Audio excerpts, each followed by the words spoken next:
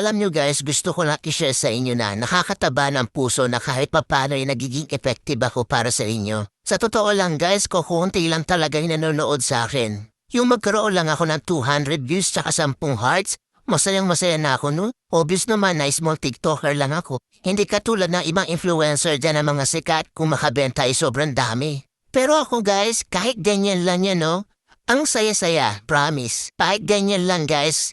Feeling ko hindi ako napanghihinaan ng loob. Kumbaga, tuloy-tuloy lang, enjoy lang sa TikTok. Sana naman sa mga mahilig mag-check out dyan, sana lang ma-appreciate nyo din kami mga small TikToker na gumagawa ng mga original content. Hayaan nyo na yung mga influencer, mayayaman na yun. Yung tipong sila naka-iPhone 14, yung mga video camera nila, gaganda. Tapos ako naka-Realme, ang labo pa. Support nyo naman ako guys as a small TikToker dito na gumagawa ng original content. Sana ma-appreciate niyo po ang mga video ko. Salamat!